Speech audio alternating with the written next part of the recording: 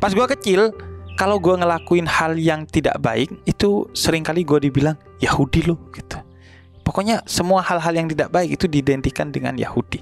Padahal Yahudi itu adalah salah satu agama yang datangnya juga dari Tuhan. Nah, kita nggak pernah tahu tuh Yahudi itu apa sih. Dan yang kita tahu mitos-mitos tentang Yahudi, oh Yahudi itu jahat, Yahudi itu merampas tanah orang, Yahudi itu pelit, Yahudi itu sombong, Yahudi itu banyak bacot, suka nanya. Nah, kebetulan mau konfirmasi juga susah tuh ketemu dengan orang Yahudi di Indonesia. Nah, gue dapat privilege untuk ketemu dengan seorang penganut agama Yahudi. Nah, karena itu gue jadikan kesempatan ini untuk nanya tentang Yahudi dari orang Yahudinya langsung, bukan dari stigma tentang Yahudi. Yuk kita ngobrolin sama dia. Assalamualaikum warahmatullahi wabarakatuh. Kembali lagi di Berbeda Tapi Bersama bareng gue Husein Ja'far Al-Hadar. Dan kali ini salah satu episode paling menarik nih. Saya ketemu dengan semacam antitesa saya. Sekarang gue akan ngobrol dengan Raditya Indira Padma, seorang keturunan Yahudi dan penganut agama Yahudi. Halo Dit, apa kabar? Halo. Cuman katanya lu dipanggilnya Ezra ya? Iya. Ezra tuh nama pendek atau ya udah Ezra aja? Ezra Abraham. Jadi kalau di Ezra Abraham. Oke. Jadi kalau di Yahudi itu terutama orang-orang yang memang dia lahir tidak dari tradisi Yahudi, maksudnya yang memang bukan orang tuanya penganut agama Yahudi meskipun dia keturunan, dia akan nanti mendapatkan nama Ibrani. Jadi dia akan punya nama Ibrani lagi. Itu biasa dipakai buat ketika ibadah atau buat nanti kalau meninggal di batu nisannya. Oh, meninggal di batu nisan. Iya, itu tulisannya itu Ezra Abraham. Ezra Abraham. Ketika lo lahir gak dapat itu kan masih? Enggak. Itu lo dapat kapan? Itu dari rabi saya. Rabi Yahudi. Rabi Yahudi.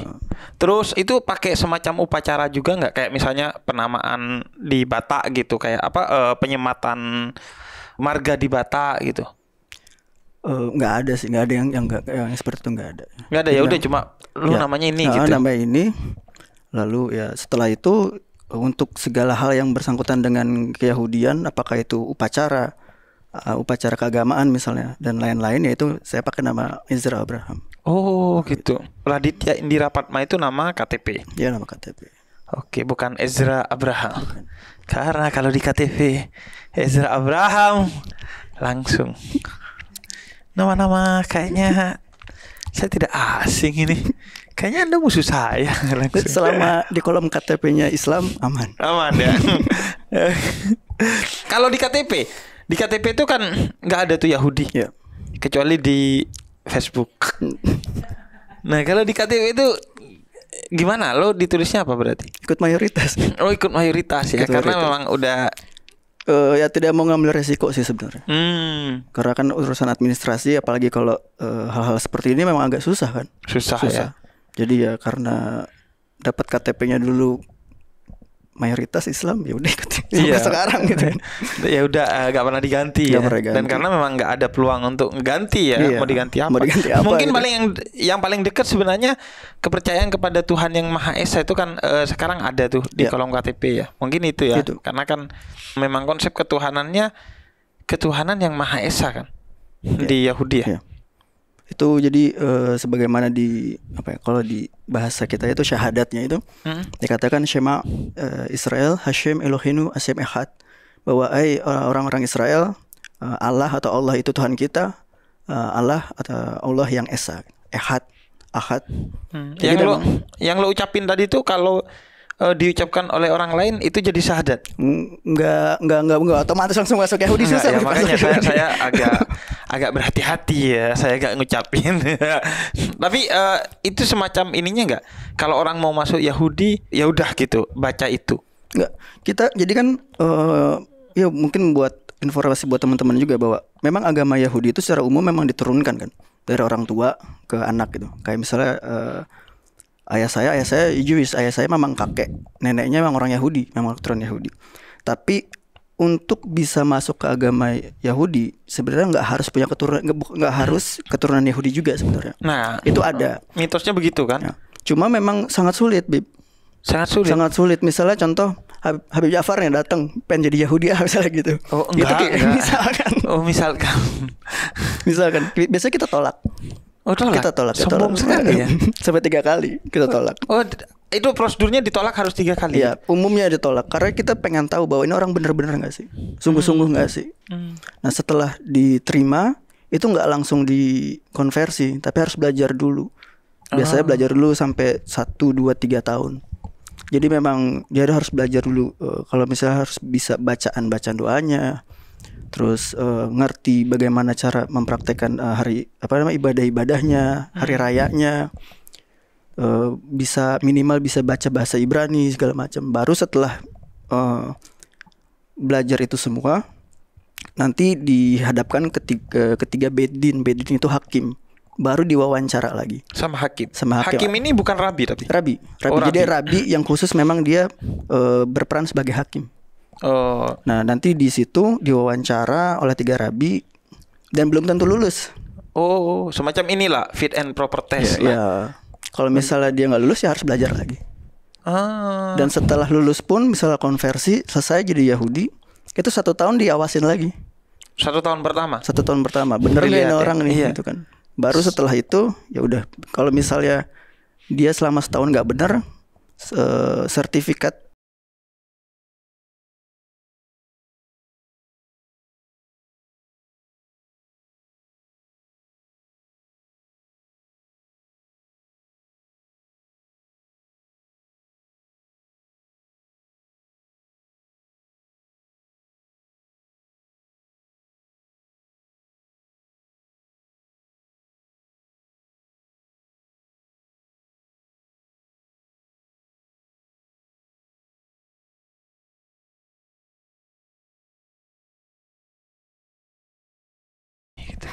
sebenarnya kalau yang seperti itu kita tetap ini ya menjaga komunikasi dengan mereka tetap. Tapi tidak ada upaya untuk ayo kembali gitu. Ayo kembali itu nggak ada sebenarnya. Karena kembali lagi kan itu lebih ke kepercayaan masing-masing meskipun di Yahudi pun. Enggak, tapi dia dianggap masih bagian dari etnis Yahudi tapi. Masih. Misalnya kalau ada upacara-upacara etnisitas dia ya diundang tuh. Dia bisa aja datang, bisa aja datang. Tapi memang ada beberapa komunitas yang menolak. Misalnya orang-orang Yahudi yang ortodoks sekali gitu kan. Oh, yang menolak. jenggotnya panjang, yang jambangnya gitu. Itu Iya. biasanya mereka menolak karena mereka memang eksklusif sekali. Oh. Jadi kalau di lo bisa. Ya, karena saya kan tradisi Sephardi. Sephardi itu berarti orang-orang Yahudi yang menggunakan tradisi dari Spanyol Andalusia. Cuman mungkin agak introvert dia Ya. karena etnisnya Yahudi agamanya bukan. Nah, kalau yang di ortodok tuh harus keturunan Yahudi nggak? Atau bisa juga kayak lo convert? Tetap bisa ya? Bisa. Oke. Tadi gue pengen soal ketuhanan yang Maha Esa tuh. Nah, si Ezra ini tadi ketika kita tawarin makan sebelum kita take podcast ini, itu dia nanya dulu makanannya apa gitu kan? Emang ada yang nggak boleh gitu? Ya, jadi di Yahudi itu juga sama, ada hukum tentang makanan yang boleh dan tidak boleh. Jadi kalau di istilah di Yahudi itu namanya kasher, atau mungkin orang-orang lebih kenalnya kosher. Kosher. Jadi hewan-hewan yang ini hewannya dulu ya, maksudnya makanan yang dibolehkan dulu. Itu yang di Islam boleh, yang di Yahudi belum tentu boleh.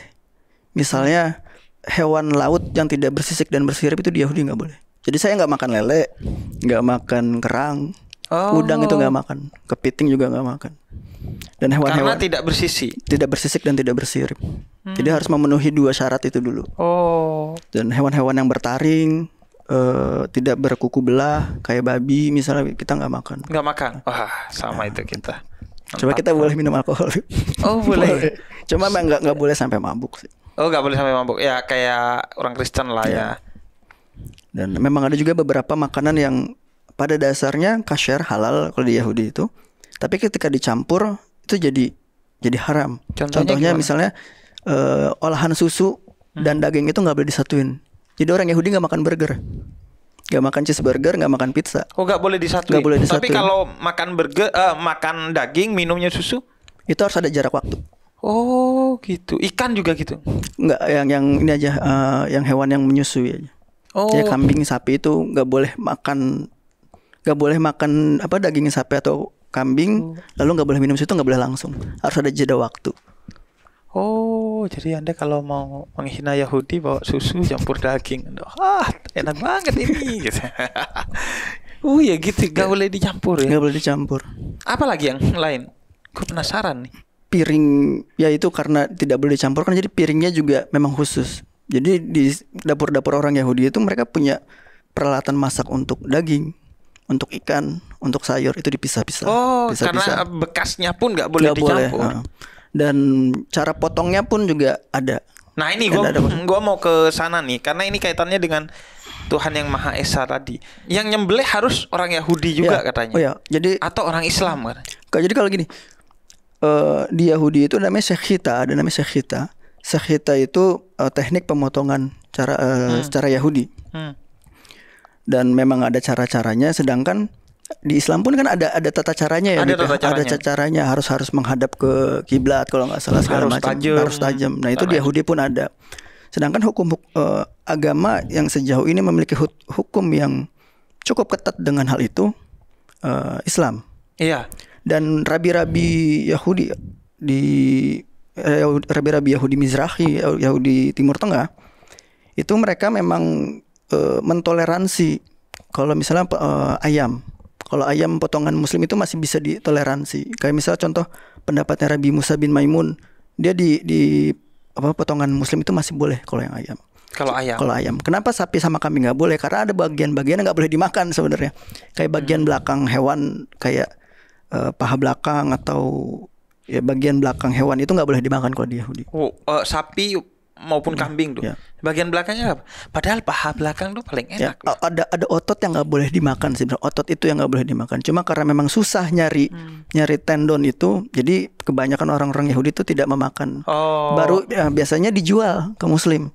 Oh. Kalau di Timur Tengah itu bagian belakangnya dijual ke Muslim. Toh juga di Muslim kan halal kan potongannya. Halal. Kalau saya jadi Muslimnya saya beli murah gitu. Karena Anda nggak bisa mau kemana-mana, Anda mau makan juga nggak bisa kan? Oh, tapi boleh dijual ya? Boleh dijual, itu boleh. Bisnis yang seperti itu diperbolehkan. Termasuk juga bisnis kayak jual babi boleh nggak kalau Nggak di- boleh. Nggak boleh ya, Nggak sama boleh. kayak Nggak di Islam ya. Babi nggak. Yang nyembelih kalau Muslim boleh tuh di ayam, Boleh. karena dianggap Karena tidak melanggar hukum Taurat. Kenapa? Apa, Karena dalam Taurat itu yang boleh orang Yahudi hanya boleh memakan seseorang yang menyebut nama Tuhan. Hanya Tuhan saja gitu, bukan yang lain. Sedangkan Muslim kan ya udah hanya Allah. Allahu Akbar gitu. Terus Jadi, berarti Nasrani juga biasanya ahli kitab tuh kalau di Islam boleh. Nasrani dan Yahudi misalnya ceweknya boleh dinikahi gitu. Kalau di ini Nasrani juga boleh, Kristen. Nasrani enggak, karena konsep monoteismenya sedikit berbeda. Oh, karena Jadi Trinitas. tidak ingin mengambil resiko. Iya, Kebanyakan iya, orang karena- Yahudi tidak ingin mengambil resiko Ya, ke situ. gua bisa paham karena gini, Islam dan Yahudi itu kalau dalam pengelompokan fenomenologi agama itu dikelompokkan sebagai agama-agama hukum. Iya, betul. Beda dengan Kristen dan agama lain yang cenderung biasanya diasumsikan sebagai agama kasih. Kalau di Yahudi dan Islam tuh memang agama ini ketat Ya, dengan syariat, hukum-hukum apa yang disebut dengan syariat. Bahkan bukan hanya hukum yang wajib tapi juga hukum yang sunnah gitu, yang sebaiknya dihindari agar lo mendapat pahala tambahan dan lain sebagainya. Di Yahudi ada juga yang kayak sunnah-sunnah gitu, sebaiknya gitu. Ya Ada. nggak apa-apa sih tapi sebaiknya begini gitu. Ada banyak kayak gitu. Ada banyak ya. Bahkan kayak contoh misalnya Yahudi Ortodoks, mereka bahkan suka menambah-nambahkan hukum sebenarnya. Oh. Menambah-nambahkan sesuatu yang menurut mereka baik gitu. Memang baik, cuma akhirnya kebanyakan hukum, Bib. Kebanyakan hukum. Contohnya apa?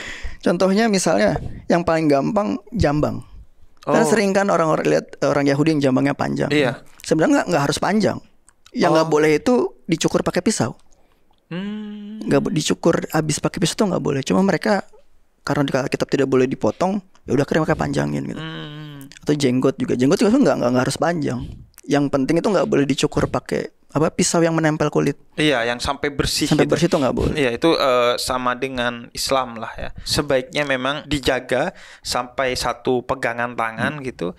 Tapi kalaupun dicukur tuh nggak boleh sampai habis. Karena ya satu kesatuan lah, Abrahamic faith, keyakinan terhadap Tuhannya Nabi Ibrahim. Kalau hukum yang menurut lo paling why gitu di Yahudi, kayak wah ini kenapa sampai segininya gitu, apa tuh?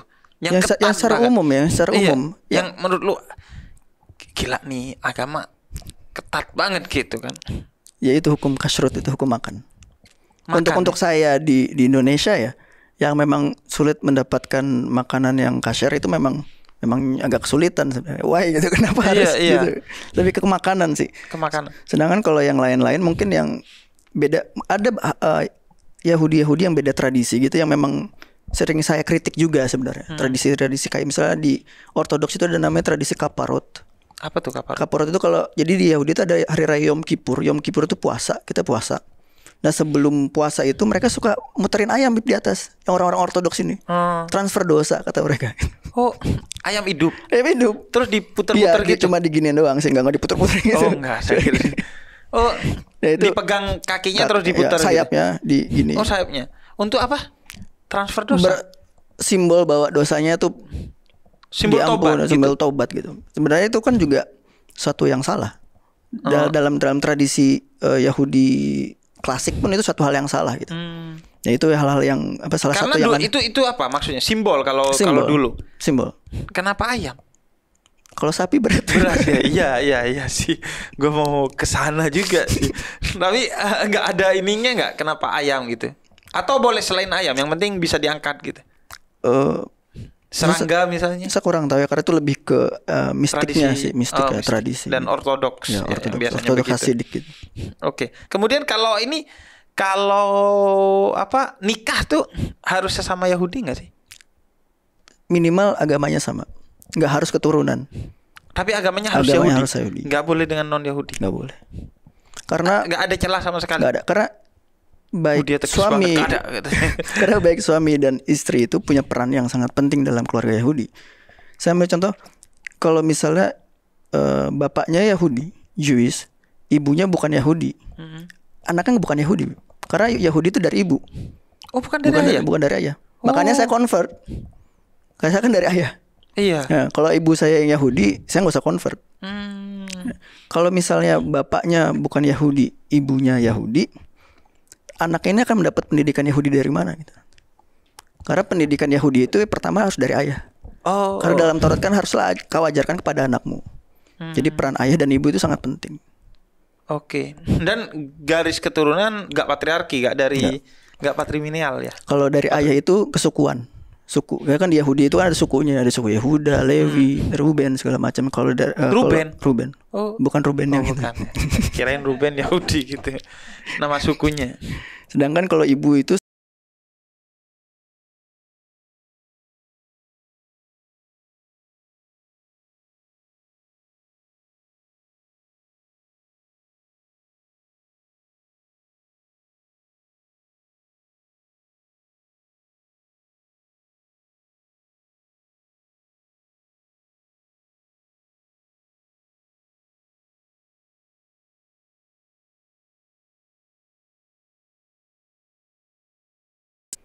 Oh, jadi memang harus keturunan Yahudi.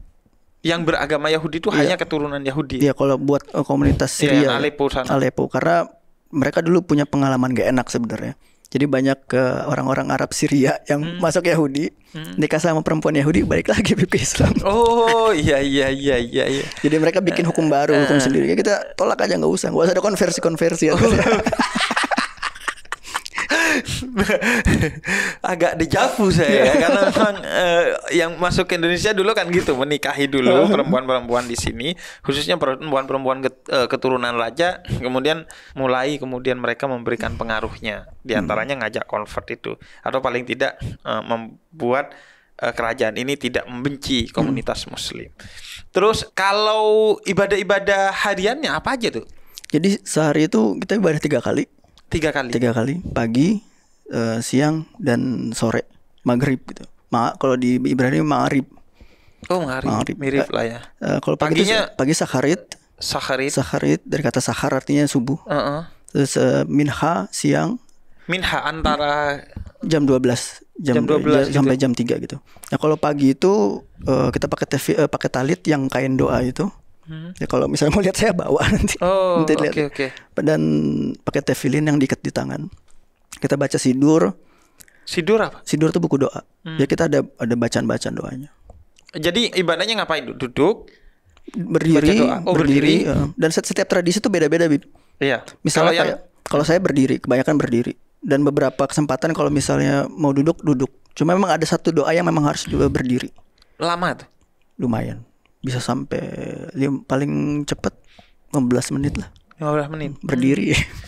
Iya. Terus baca doa itu udah selesai. Siang nanti gitu lagi. Itu di manapun boleh atau harus di kayak semacam rumah ibadahnya? Dimanapun boleh. Dimanapun. Dan ada yang unik sebenarnya. Kalau misalnya orang Yahudi tidak bisa menemukan tempat yang private untuk berdoa, itu dibolehkan berdoa di masjid. Boleh. Secara spesifik, jadi ada dulu Rabbi Ovadia Yosef, Abdullah Yusuf ya kalau bahasa Arab ya. Dia bilang bahwa orang Yahudi itu diperbolehkan tefilah. Kalau di Yahudi namanya tefilah, berdoa. Tefilah di masjid. Dan orang Muslim pun dipersilakan untuk sholat di sinagog. Karena apa yang mereka yakini itu tidak tercela, tidak ternodai dengan hal-hal yang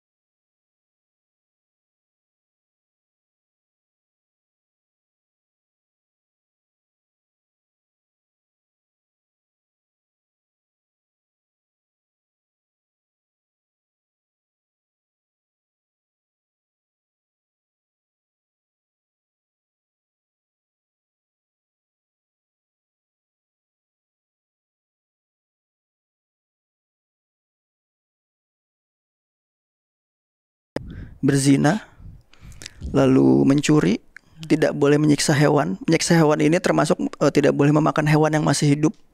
Harus disembelih dulu. Harus disembelih dulu dengan benar. Tidak boleh dipanah juga. Tidak boleh makan bangkai gitu ya. Yang terakhir, mendirikan sebuah sistem pengadilan untuk menegakkan 6 hukum sebelumnya. Nah, kalau kita lihat kan dari semua agama yang ada, setidaknya yang memenuhi 7 hukum ini Muslim. Karena itu toleransinya tinggi. Padahal sebenarnya kalau dari segi kitab suci perjanjian yang melanjutkan Taurat, perjanjian lama itu kan Kristen ya, perjanjian baru itu. Iya enggak sih? Ya, kalian merasa menurut mereka. Kalau kalian enggak ngerasa seperti itu ya? Enggak. Jadi Taurat itu bukan perjanjian lama. Tidak ada perjanjian lama, tidak ada perjanjian baru gitu. Kalau ada perjanjian lama itu kan berarti seolah-olah Tuhan membatalkan gitu. Tuhan membatalkan janji. Sedangkan ya Tuhan sejak awal mengatakan perjanjiannya kekal. Perjanjiannya kekal. Jadi kalau posisi kalian melihat Taurat itu gimana jadinya?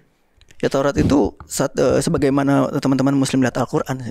Taurat itu. Memang itu satu kitab yang memang kita sebagai pedomannya. Jadi memang ada beberapa kitab ya, kayak misalnya Taurat tertulis yang di Perjanjian Lama 5 buku awal itu ada yang sebut dengan Torah Sheba'al Peh, Taurat lisan. Kalau di Islamnya itu nanti yang akan jadi hadis ya. Iya. Apa sabda-sabda Nabi. Nanti ada juga Gemara. Gemara ini diskusi para rabi-rabi Yahudi terhadap Taurat lisan. Nanti Taurat lisan dan Gemara ini disatukan yang kita kenal dengan Talmud. Itu jadi kita berpegang pada itu. Pada itu. Nah, itu ya udah perjanjian aja, bukan perjanjian lama bagi kalian. Bukan. Lalu melihat posisi Injil, ya udah itu kitab baru aja. Kitab sucinya teman-teman Kristen. Kita memang gitu. tidak mengakui, tidak mengimani itu. Ya, biarkan itu jadi kitab suci teman-teman Kristen. Kitab sucinya itu dalam satu kitab gitu atau kayak Al-Qur'an gitu misalnya dalam satu kitab? Kita gulungan. Jadi ada satu namanya Sefer Torah, kitab Sefer tuh gulungan. Jadi kita memang kitab suci itu masih dalam bentuk gulungan, ditulis tangan di atas kulit. Lalu harus gitu. Dan jadi nggak bisa dicetak. Yang dicetak tuh ada, cuma itu tidak bisa dipakai untuk ibadah di sinagog. Jadi untuk belajar sendiri aja. Oh iya ibarat kata mushafnya. Kalau dalam Al-Qur'an ya. Mushafnya kayak lu punya Al-Qur'an di HP itu boleh dibawa ke kamar mandi karena bukan mushaf. Tapi kalau mushafnya itu nggak boleh dibawa ke kamar mandi. Nah, ini mushafnya harus digulung. Ya gulung. Jadi di atas kulit sapi gitu, ditulis tangan. Terus digulung dan nanti dikasih tempat khusus gitu kayak tabung atau dikasih kain gitu. Itu tebel dong, gede dong. Gede. 30 kilo. 30 kilo. Emang repot ya. Jadi gendong. Jadi ada pembaca. Yang gendong rabinya. Ya, yang gendong rabi. Jadi, atau orang-orang yang memang ingin menggendong bisa.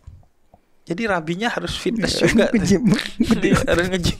Nah, itu kitab sucinya udah. Satu itu. Semua udah ada di sana. Ya, ada enggak? Kalau yang Talmud itu ada sendiri. Oh, ada sendiri. Ada sendiri. Jadi ada beberapa bab buku-buku gitu.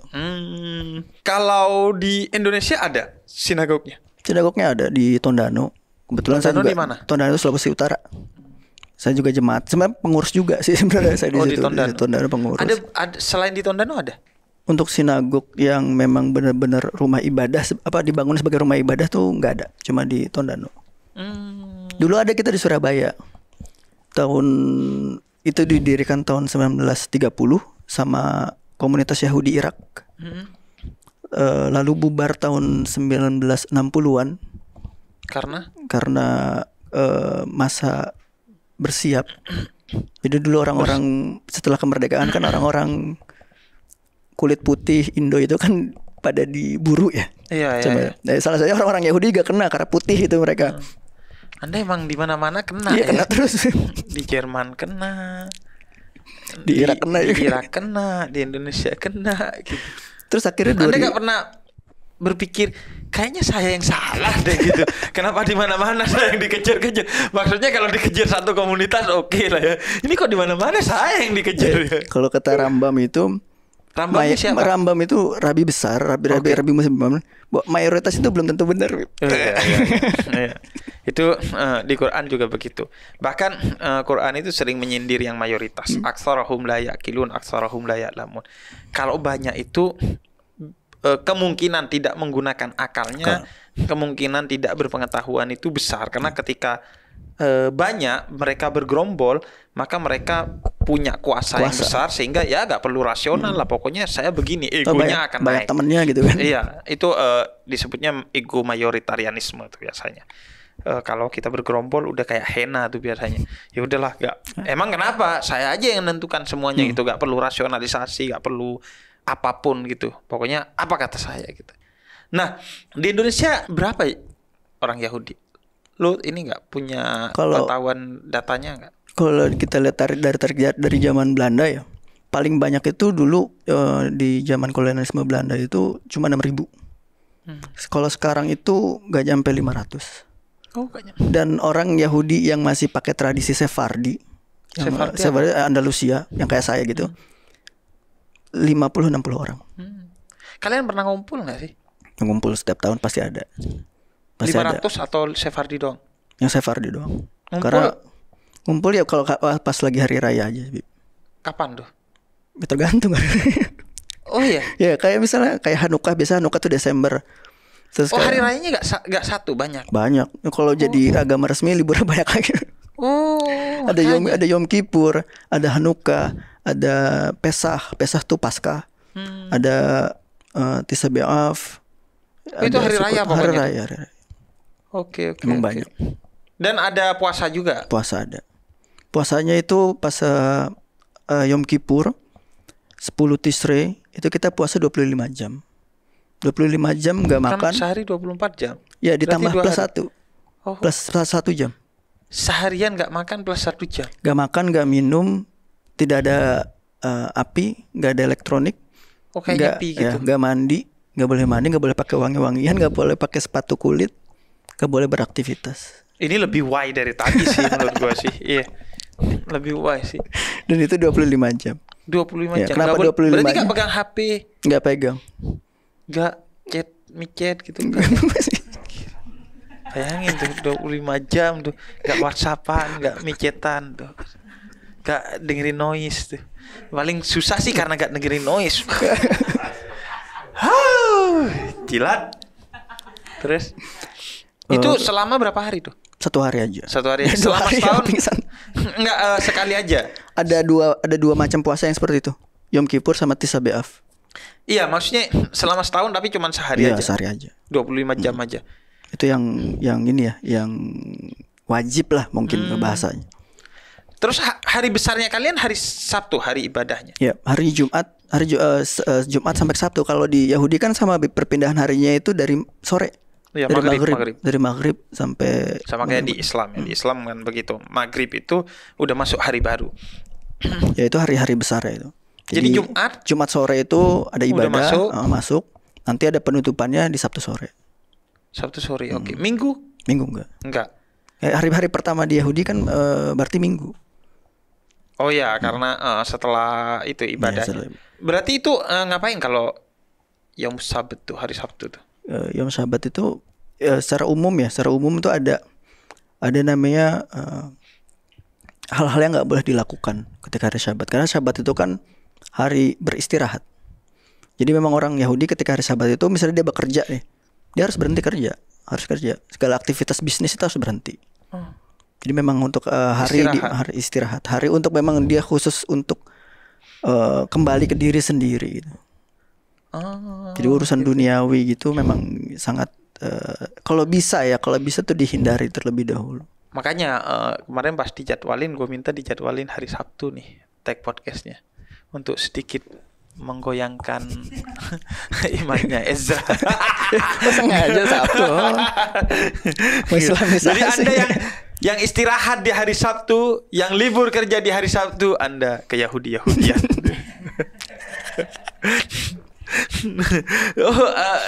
Sabtu, oke. Terus ini juga yang gue penasaran nih, gue sama Ezra kalau lo dengerin podcastnya, kopiah kita sama, cuman bedanya itu di warnanya doang.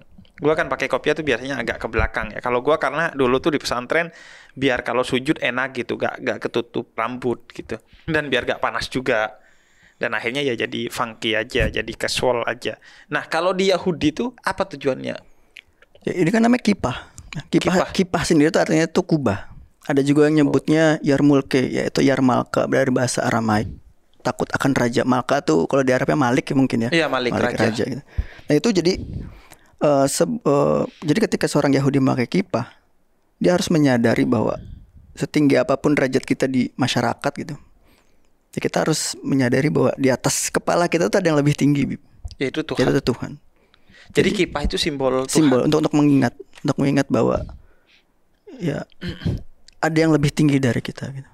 Dan diharapkan dengan memakai kipah ya diharapkan ya, ya orang-orang bisa rendah hati dan tidak membeda-bedakan antara satu dengan yang lain kan.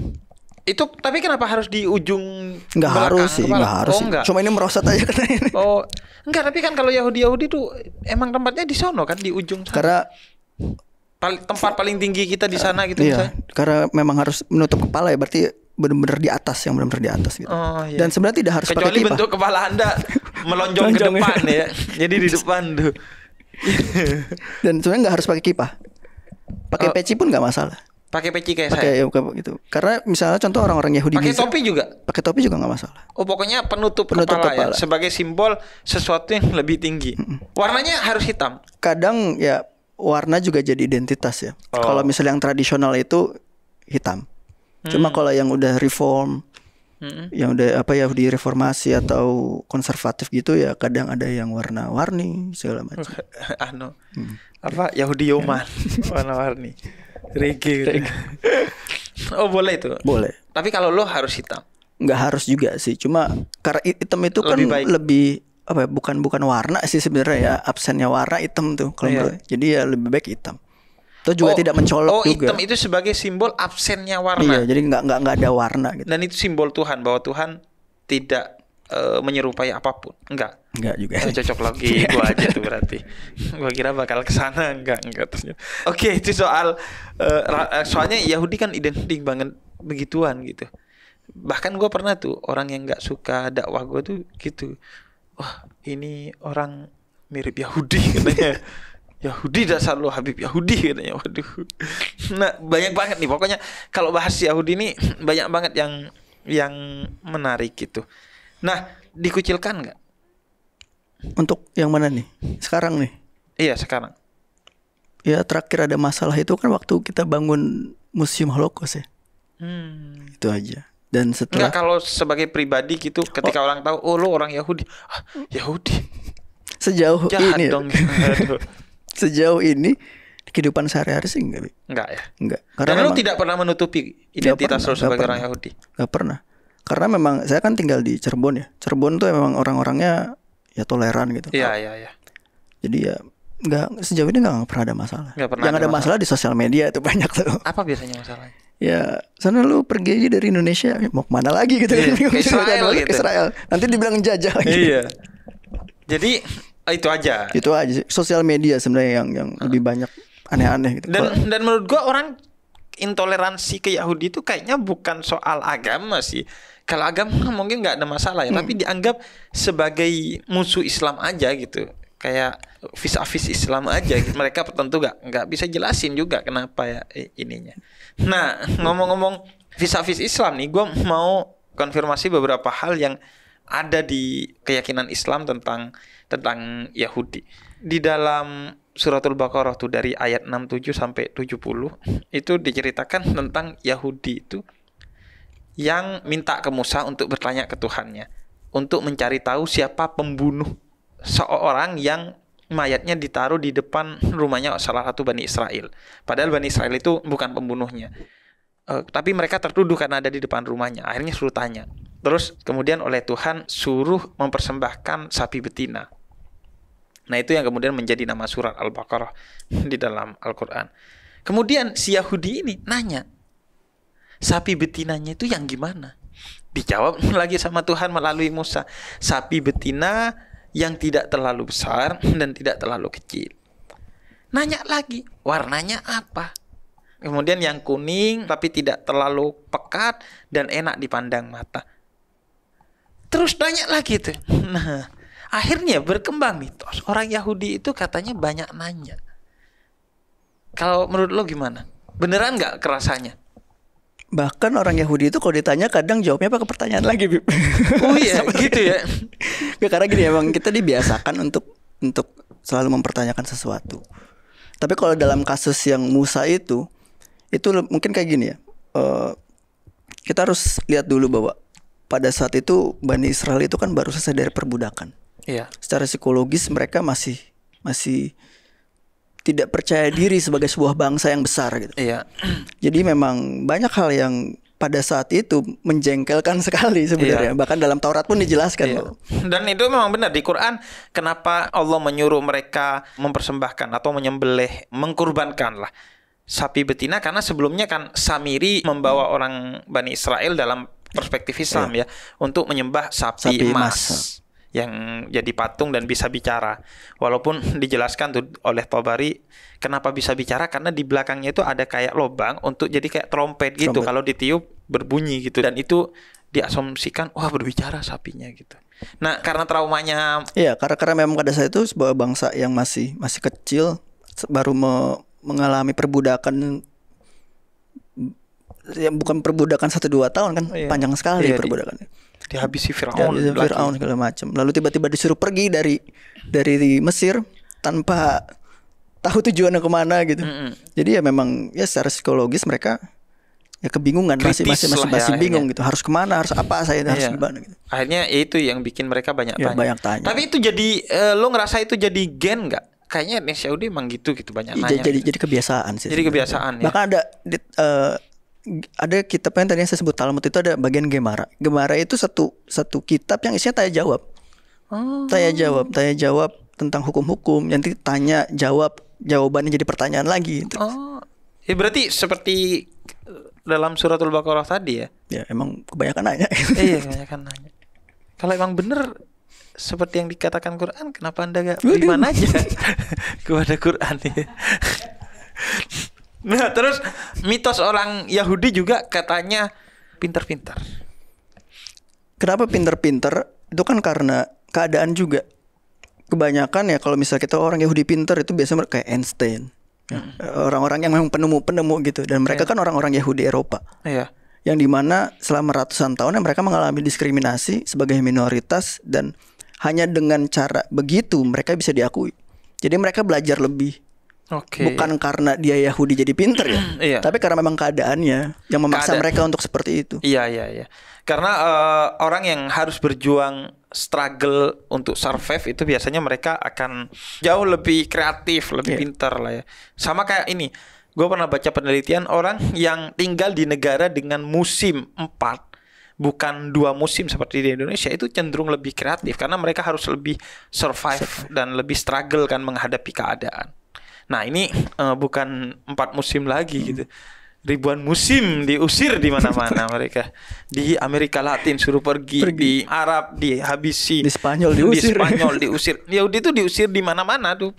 Bahkan dari awalnya kan di antara tanah yang dipilih oleh Yahudi itu kan sempat di Argentina sana kan, selain di Palestina gitu. Tapi mereka kemudian diusir di mana-mana. Iya, jadi itu bukan gen. Orang Yahudi lahir pasti pintar gitu. Ya, memang keadaan aja. Memang keadaan mereka yang mengharuskan seperti itu. Iya. Tapi ya kalau yang bego ya bego aja. Bego aja. Kalau nggak pernah sekolah kan nggak mungkin tiba-tiba pintar. Kirain gitu. Kalau lo ujian gitu langsung tahu Yahudi. Gak usah ujian. Pakai orang dalam aja lo, karena udah jelas gitu. Sama orang Yahudi katanya pelit-pelit. Ya. Lebih gini, maksudnya pelit itu kita sangat berhati-hati memberikan uang ke orang. Karena jadi Yahudi itu ada sedekah juga, Bib. Tapi kita sedekah, bahasanya sedekah. Sedekah. Bahasanya ya. Dari kata sedek. Sidik kalau di bahasa Arab ya, sidik. Jujur. Nah, dan kita berhati-hati memberikan sedekah itu karena kita harus tahu ini uang akan dipakai apa oleh orang yang kita kasih. Kalau orang ini menggunakan uangnya untuk sesuatu hal yang buruk, kita yang sebagai pemberinya juga bertanggung jawab. Ada tanggung jawab kita di situ. Makanya kita sangat berhati-hati memberikan uang kepada orang. Setidaknya kita harus meneliti dulu ini orangnya siapa, akan dipakai untuk apa, kegunaannya untuk apa gitu. Jadi memang kita agak cukup pilih-pilih gitu, untuk kasih uang. Iya, inilah di Islam juga akan begitu. Kita harus selektif dalam memberikan sedekah kepada orang lain tuh. Jangan sampai itu digunakan untuk hal-hal yang haram. Walaupun kalau by accident akhirnya digunakan ya udahlah ya, bukan tanggung jawab kita, tapi paling tidak lebih selektif. Dan itu juga kan karena ini juga, Bib. Dulu orang-orang Yahudi itu di Eropa itu kan nggak boleh punya tanah, nggak boleh punya aset gitu. Tapi mereka boleh bekerja sebagai rentenir. Makanya orang-orang Yahudi kaya-kaya juga. Karena memang keadaan juga yang menyuruh mereka seperti itu. Dan ya karena rentenir mungkin karena mereka juga teliti kan, orang-orang Yahudi teliti sekali dengan uang. Bahkan orang-orang Yahudi di negara-negara Arab pun kebanyakan mereka juga sebagai bendahara. Selain itu juga sombong. Bener nggak orang Yahudi itu sombong? Kayak semua orang tergantung sih ya. Tergantung. Sombongnya dalam arti apa? Merasa mereka ini adalah ciptaan termulia Tuhan. Etnis Yahudi dan agama Yahudi ini. Merasa yang lain numpang doang nih di buminya Allah. Kita yang diusir-usir gimana? Iya, makanya. Iya, karena Anda ngeselin katanya. Sombong, lebih ke apa ya? Merasa bahwa gini, bangsa pilihan etnis, gitu iya, ya. bangsa pilihan. Sebenarnya bangsa pilihan itu gini, bangsa yang dipilih oleh Tuhan untuk menjalankan Taurat. Sebenarnya itu bangsa pilihan, bukan bangsa pilihan yang berarti derajatnya lebih tinggi. No. Jadi ketika seorang Yahudi dia tidak bisa menjalankan Taurat, ya berarti dia gagal menjadi bangsa pilihan. Dia gagal telah menjadi orang Yahudi, telah gagal menjadi seseorang yang dipilih Tuhan gitu. Jadi lebih ke situ. Gua gampang mengerti ini karena di Islam juga begitu. Islam itu kan umat Islam dianggap umat yang termulia dalam Al-Qur'an karena menjalankan nilai-nilai Tuhan yang paling mulia gitu. Jadi ketika mereka tidak menjalankan, ya udah mereka jatuh. Karena itu dalam Islam nikmat teragung dan tertinggi itu adalah Islam itu sendiri. Karena itu yang paling memuliakan manusia. Oh, jadi lebih ke sana lebih ke ya. situ, bukan etniknya. Bukan etniknya. Toh etniknya pun ya bangsa Israel itu baru terbentuk ada gitu. Itu ketika keluar dari Mesir kan. Toh juga akan ada orang-orang Mesir yang ikut Musa waktu itu. Jadi tidak selalu bicara tentang 12 anaknya Nabi Yakub. Kalau kita bicara Bani Israel pada saat itu. Nah itu kalau asal mulanya itu dari mana berarti kalau dalam versi lo? Yahudi ini. Yahudi itu jadi gini kan, dulu anak-anaknya Nabi Yakub ini ya ada Levi, ada Ruben, Gad, terus Yehuda dan lain-lain. Dan mereka dulu membuat sebuah kerajaan Israel dulu itu di sekarang di Kanaan, dulu di Kanaan. Terus mereka pecah setelah kepemimpinan Nabi Sulaiman. Perang saudara, lalu ada kerajaan Israel Utara, Israel Selatan. Utara itu disebut dengan kerajaan Samaria. Yang selatan kerajaan Yehuda atau Yudea. Nah, orang-orang Yahudi yang sekarang ada ini itu orang-orang dari kerajaan Israel Selatan. Anak turunan Yehuda ya, itu. Yehuda itu. Jadi dari kerajaan itu, Bib. Sukunya nggak selalu Yehuda. Nggak selalu anak keturunan Yehuda. Karena Yahudi, tapi semua keturunan Yakub. Ya. Karena Yahudi itu dari kata Yehudim, artinya masyarakat kerajaan Yehuda. Jadi bisa entah apakah ada orang yang sukunya Lewi. Kan kita bisa lihat ya, ada orang-orang nama belakangnya Lewi, Kohen, segala macam. Yaitu mereka orang Yahudi tapi dari bukan Yehuda tapi dari Lewi. Dulu ini sekedar ini aja ya. Dulu tuh ada salah satu kayak kiai kampung di kampung gua itu yang melarang kita pakai celana Levi's. Serius. Dan saya sekarang wawancara sedang pakai celana Levi's. Jadi karena itu nama itu Lewi itu nama yang identik dengan Yahudi. Dan gua ngerti dulu itu bukan karena kebencian kepada Yahudi, tapi itu edukasi dari seorang kiai kampung untuk meneguhkan identitas kita yang bangga dengan Islam sebagai nikmat terbesarnya, dan itu dipergunakan untuk mengedukasi anak-anak gitu agar yaudah kita bangga. Di antaranya sih yang sampai sekarang dipegang erat juga, sebagian orang nggak menyebut hari Minggu tapi hari Ahad. Karena Ahad itu tradisi Islam yang kemudian bersambung sebenarnya ke Abrahamic faith ya, tradisi Kristen dan Yahudi ya. Ahad itu satu, wahid kalau dalam bahasa Arab. Isnain itu Senin itu dua, Selasa itu Salasa tiga, yaitu itu nama-nama yang identik dengan agama Ibrahim yang puncaknya kalau kita meyakini di Islam. Nah terus jadi yang orang sering salah pahami ketika Islam itu menjadi kekuatan yang besar, puncaknya di zaman kekhalifahan Umar bin Khattab, mereka itu sangat toleran kepada agama-agama lain dan komunitas-komunitas lain. Bahkan Sayyidina Umar bin Khattab itu nggak mau sholat di salah satu gereja yang disebut sebagai gereja Armageddon gitu, gereja hari akhir, karena khawatir nanti di masa-masa mendatang dianggap gereja itu milik Islam. Makanya Sayyidina Umar ketika dipersilahkan sholat di sana nggak mau gitu. Termasuk juga di Mesir tuh di zaman Sayyidina Umar bin Khattab juga pernah ada pembangunan masjid yang mau salah satunya menghancurkan salah satu rumah orang Yahudi. Dan orang Yahudi itu nggak terima. Akhirnya datang ke Sayyidina Umar, dan Sayyidina Umar melindungi orang Yahudi itu. Akhirnya pembangunan masjid itu tidak boleh menggusur rumah orang Yahudi itu. Jadi justru Islam itu bukan hanya berkembang sebagai satu kerajaan, tapi sebagai satu komunitas yang toleran tuh di zaman itu. Walaupun sampai ke kekuasaan Islam kan sampai ke Andalusia, separuh dunia itu dulunya dikuasai Islam. Dan memang ya orang Yahudi sendiri ya kalau kita ini ya, kita ngomongin soal sebelum 1940-an, sebelum Israel dan Palestina. Iya. Orang-orang Yahudi memang hidup berdampingan sama Islam sebenarnya. Iya, sangat berdampingan sebenarnya. Bahkan waktu zaman kekhalifahan Umar ya. Iya. Itu orang Yahudi kan sangat-sangat dilindungi, dan beliau itu khalifah pertama yang memperbolehkan orang-orang Yahudi berziarah ke Yerusalem.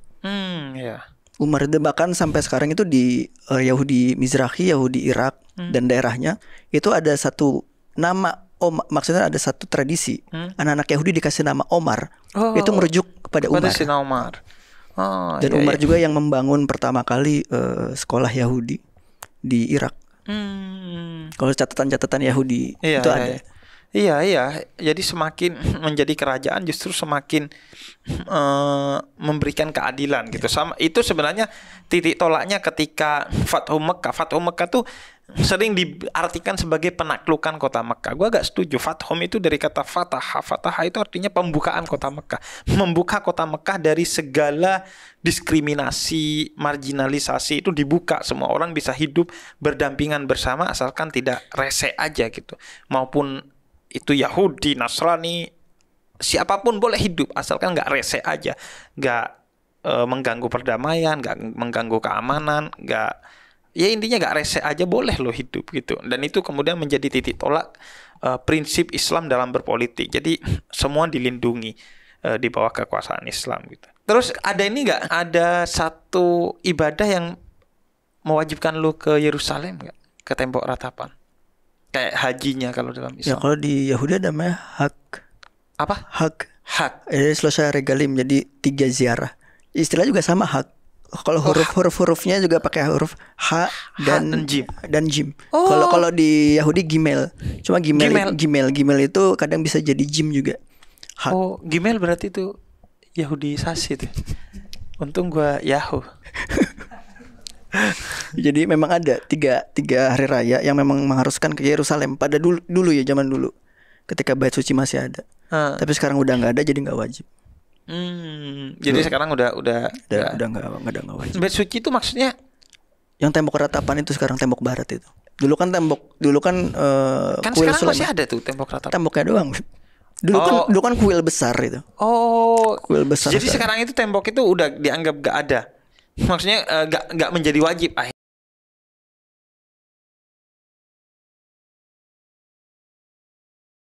Ya zaman dulu tahun berapa sebelum Masehi. Iya. Dulu wajib. Toh juga orang-orang Israel kan dulu ya daerahnya situ, tinggalnya di situ-situ juga gitu kan. Juga. Oke. Gak ada yang di Cirebon kan. Iya, gak ada di Cirebon. Dan kalau sekarang udah ya kalau punya duit aja gitu ke sana. Enggak sih. Enggak ada keinginan sejauh ini ya belum ada sih. Kenapa? Anda nggak nganggap itu suci kalau dalam tradisi lo? Ya dianggap suci itu kan juga sebagai kiblat ya. Mizrah, kita sebutnya Mizrah Kiblat Timur. tuh artinya lo kalau doa ngadep ke sana. Iya, doa ngadep ke Yerusalem. Cuma memang tidak ada kegentingan untuk sana juga. Saya rasa gitu kan. Sebagai kiblat juga itu sebenarnya Yerusalem itu kan dulu juga kiblatnya umat Islam. Yeah. Masjidil Aqsa itu kiblatnya umat Islam. Cuman ketika Nabi Mi'raj kemudian kiblat itu bergeser ke Mekah. Jadi makanya Yerusalem itu disebut kiblat pertamanya umat Islam sebelum digeser kemudian ke Mekah gitu. Kayaknya juga gak enak satu kiblat sama orang Yahudi. Rebutan kiblat. Berarti sekarang kalau lo ibadah lo ke sana mana? Enggak, kalau ibadah harian saya ke rumah, di rumah aja bisa di rumah. Enggak, kalau kayak hari besar lo ke sana. Bisa di Jakarta ya, atau kalau nggak ke sinagog di Tondano ya di Jakarta. Di Jakarta tapi gak ada sinagog. Gak ada. Jadi biasanya ada bikin acaranya itu ya di rumah atau di kedutaan. Biasanya di kedutaan Amerika gitu. Karena kan di Jakarta banyak orang Yahudi ekspatriat ya, orang yang bule-bule gitu. Iya, itu banyak di sini. Dan biasanya di kedutaan Amerika kalau kayak ini. Rabinya juga hanya di sana, di sinagog. Iya, hanya di sinagog. Jadi di Indonesia ini hanya ada satu rabi Yahudi. Iya, yang Sefardi ya. Kalau di Bali itu ada banyak, tapi yang bule-bule gitu. Mereka sinagog yang hanya satu itu sinagog Sefardi doang atau sinagog Yahudi cuma satu itu? Cuma satu itu aja. Semua Yahudi cuma satu itu aja. Jadi di sinagog itu ketemu tuh Sefardi dan lain-lain. Enggak. Jadi juga. Memang khusus untuk Sefardi. Sefardi. Jadi yang selain Sefardi gak ada sinagog? Gak ada sinagog. Walaupun mereka bisa datang sih. Mereka bisa aja datang. Cuma kan ibarat orang sholat pakai mazhab Syafi'i gitu, dianya Maliki gitu. Cuma kan kadang-kadang suka nggak ada perbedaan gitu kan. Jadi ya mereka ya cenderung ya punya perkumpulan sendiri. Tapi ya kayak di Bali itu ada mereka ya sewa villa untuk jadi tempat ibadah gitu. Untuk jadi semacam sinagognya, walaupun bukan sinagog ya. Ya kayak inilah ibadah di rumahnya orang-orang Kristen tuh yang kan. diusir-usir. Iya. Sampai bingung ibadah di rumah gitu. Udah kayak COVID seumur hidup mereka ibadahnya di rumah terus. Oke, kalau begitu Ezra, thank you ya. Udah ngobrol-ngobrol banyak hal yang kita belajar tentang Yahudi dan menurut gue ya pelajaran terpenting kita di podcast kali ini adalah bahwa Yahudi itu sangat menghormati umat Islam dan agama Islam, punya banyak kedekatan dengan umat Islam dan agama Islam sebagai etnis dan sebagai agama ya. Kalaupun kemudian yang memisahkannya itu biasanya adalah hal-hal yang sifatnya politis. Itu yang kemudian menjauhkan. Dan banyak sekali orang Yahudi yang sebenarnya gak ikutan dengan politik gitu. Mereka hidup di Cirebon, mereka hidup di Bali gitu dan gak peduli dengan hiruk pikuk politik itu. Dan kita harus bisa membedakan mana Yahudi, mana Israel gitu. Yahudi ya satu etnis dan agama yang toleran, yang hidup bersama dengan kita, yang membangun kedekatan dengan kita gitu. Dan mereka gak peduli politik. Ya sama kayak ada sih orang Islam nggak peduli tuh Pilpres 2019, Pilpres 2024, sehingga ya udah mereka tuh nggak punya afiliasi politik apapun gitu. Ezra, thank you ya.